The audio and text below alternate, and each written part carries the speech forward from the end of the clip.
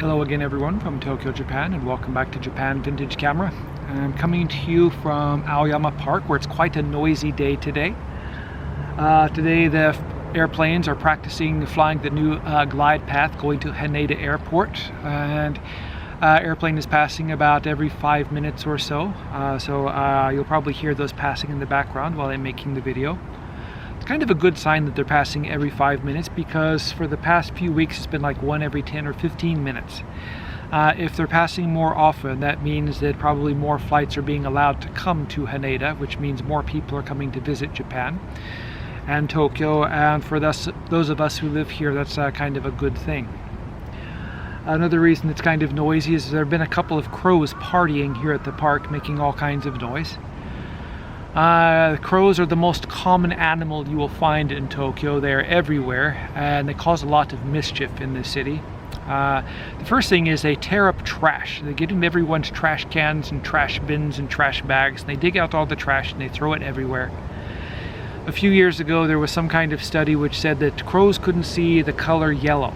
So people began buying yellow trash bags or covering their trash with yellow netting. Though it still seems like the crows don't really care about colors, they can smell the trash, so they're still getting in and making a big mess.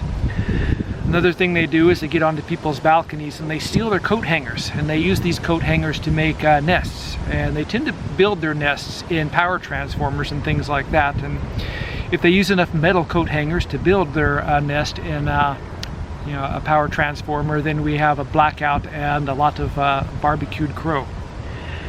They're always quite noisy at night when I'm trying to go to bed, even though I live on kind of a high floor, and the crows tend to congregate at street level when they're making big messes. But still, their noise carries all the way up. So last night especially, they were noisy. It's probably the same crows that are making the noise around here as I'm trying to make the video. Anyway, that's enough of my rant against crows, and I'll go ahead and talk about the camera I'm going to be describing today. Today's camera is one I've been interested in a long time, but have never actually held or seen in person until today. I found this camera for sale on a local auction site last week, and I bid on it, and I won. I paid for it, and it was delivered and arrived in the mail this morning. And it happens to be a Walz 35S rangefinder camera. Last month or the month before, I did a video about the Walz Envoy rangefinder camera, and I was quite surprised and impressed by the quality and the build standard of the Walz Envoy. And with the Walz 35S, I'm even more impressed. It's quite an amazing camera. I don't see a whole lot of these for sale here in Japan, and when I do see them, they tend to go for a little bit of money. Walz didn't make a lot of cameras. They were famous mainly as a maker of photographic accessories. They made lots of filters for cameras in the 1950s and 60s and 70s. They manufactured light meters, flash guns, all kinds of different photographic accessories, just not many cameras. And it's kind of a shame, because the cameras I've seen are really well made. When you compare these to cameras like the Petrie's or other similar cameras made in the era, these are far better, much better workmanship, a much better feel to them, and a much better fit. They're a hefty and solid and well-made camera. When you see them for sale, or if you look at them on the internet, you might not understand or have a good idea of the size and solidness of them. They're quite bigger than they look, in real life, than they look when you see them in a photograph. And when the first one arrived, the Envoy that I did the video about last month, I was quite surprised at how large it was. The Walz 35S was introduced in 1957, and it had interesting style for the time, kind of like the triangular style shape on the top, and maybe the Leica M2 or M4 style line here on the top cover.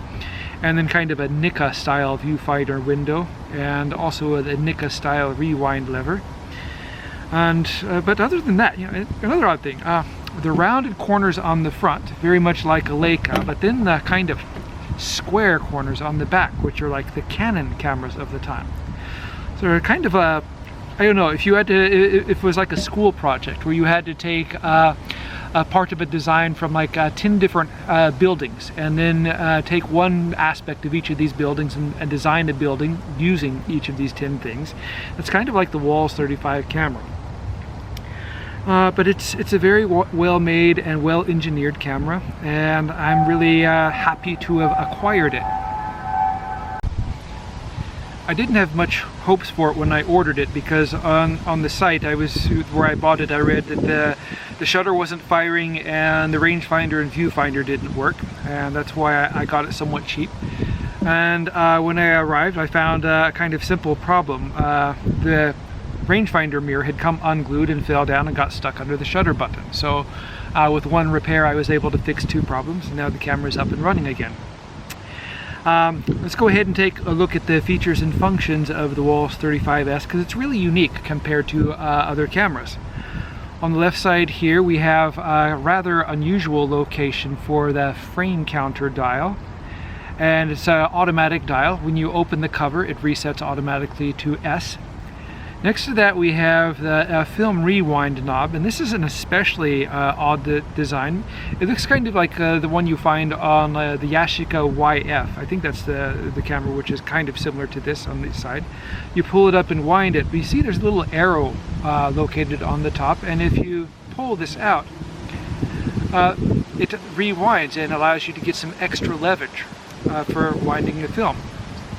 I accidentally found this out today when I was taking this off to remove the top cover to fix the camera, and it was quite a surprising feature. It's the first time I've seen something like that.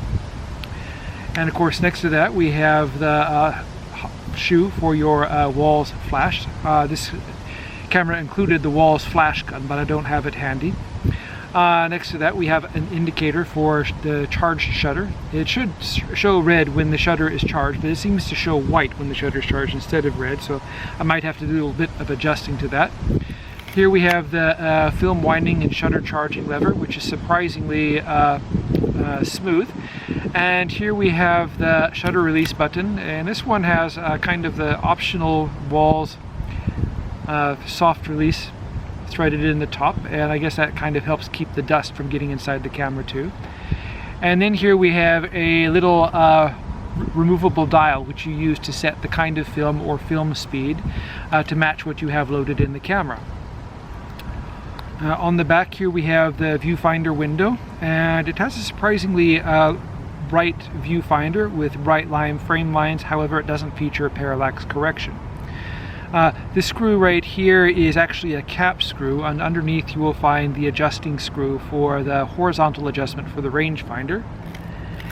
And right here there's a really tiny screw out behind the winder lever, and if you remove this, below that you will find the screw where you adjust the vertical adjustment for the rangefinder. On the front here we have the socket to plug in your flash sync cable. This camera has the original lens cap, which is the first time I've ever seen one. Probably this lens cap is worth more than what I actually paid for this camera.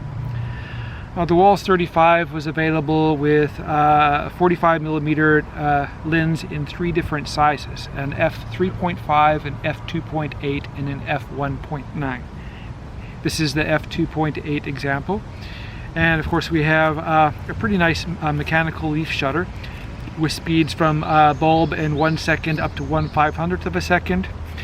And an odd thing which I found in this is that it has a 5-blade shutter, and 4 of the blades are blued steel, and one of them is browned. And I guess this is to aid in the assembly of the shutter. I wasn't aware that they use this system. I've seen it on some other cameras.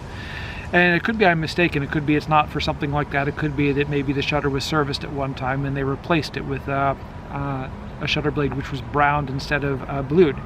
At first I thought it was rusty, and that's why it was why the shutter wasn't working. And when I took apart the lens and shutter, I found out that's interesting. Browning process. You sometimes find that in old firearms and things like that, but you don't often find it in the manufacture of camera shutters. The black ring at the bottom here is the focusing ring, and we have a rather difficult and hard to see depth of field indicator scale here located. The top cover hangs over it a little bit, so you kind of have to rotate back to get a clear view of it. Below that we have the aperture selecting ring, and this one goes to f16 but turns down quite a way past f2.8. It's kind of odd that it does that. I'm not sure why, unless they are using the same dial which came on say the f1.9 lens, which would turn more, and to get f2.8 you just have to turn to f2.8. And of course we have the shutter speed dial ahead of that. On the side here we have the selector switch for the flash sync speed and manual speed, and on the bottom here we have self-timer. The self-timer on this works, but as always I'll give you my warning about using the self-timer on these old cameras. They're prone to failure, and it's a good way, if they do fail, to make your camera into a paperweight, unless you want to spend the money to have it fixed or removed. The bottom of the camera we have a standard 1/4 inch tripod socket located off to the side like a Leica or a Canon camera. And here we have kind of an odd release system to disengage the film winding mechanism, so you can rewind the film. You just have to kind of push it and turn it, and it locks in the position, and that allows you to rewind the film. And after you put it back in, turn it back to the left, and it should be good to go. The camera on the inside is quite simple, nothing new here. It has kind of an odd bent over tab here to hold the film. If you were to load the film in one of these cameras, you would push the forks off to the side, drop your film canister here, pull this back down a little bit, stretch your film leader across and feed it in underneath the tab here on the take-up spool, and then it kind of turns the opposite way you would think. Now you really have to double check, because sometimes these turn one way, sometimes they turn the other way, and if you turn it the wrong way when you're loading the film, if you're used to using a camera which turns leftward instead of rightward, the film might not wind. When you're loading film, always make sure that the teeth on the film winding spool here engage the holes on the film. As I've said in other videos, that often I've loaded film in the camera and I've gone and taken a lot of shots, and I find out that the film counter hasn't moved. And it's because I haven't loaded the film properly, and whenever I'm winding the film, I'm not actually winding the film, I'm just charging the shutter and shooting it, nothing. Anyway, that's my video today about the Walz 35S 35mm rangefinder camera.